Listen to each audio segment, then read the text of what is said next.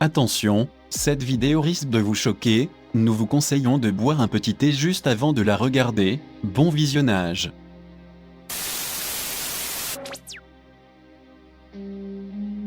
Et si on vous disait que la destruction du pont de Tacoma est un coup monté depuis le début?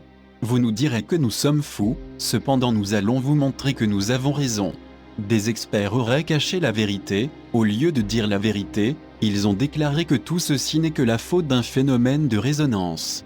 Ils auraient caché ceci au profit de Paramount Studios, le célèbre studio de création de films.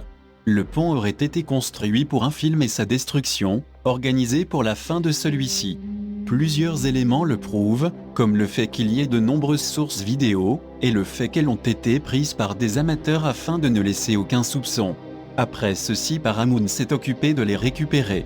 Ils avaient bien caché leur jeu, cependant, nous ne sommes pas tombés dans leur piège. Bref, continuons.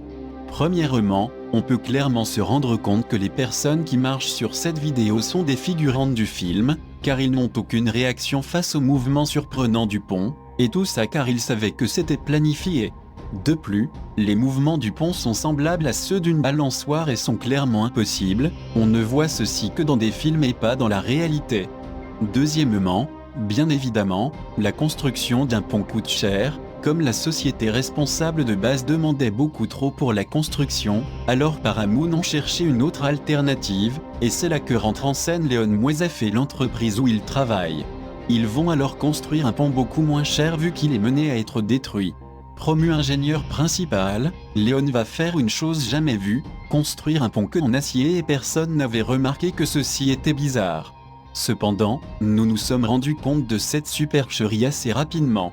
Venons donc au sujet principal, Paramount Studios. Sur leur logo on peut clairement voir 22 étoiles.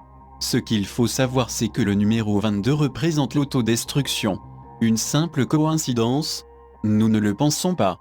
Si tout cela ne suffit pas, regardez donc les 3 emplacements des ponts construits par Leon Moisef. Si on les relie ensemble, voilà ce qu'on obtient, un triangle.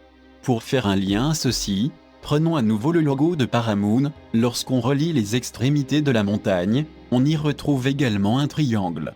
C'est le même genre de triangle que l'on peut retrouver chez les Illuminati, une organisation qui a le pouvoir et dirige le monde.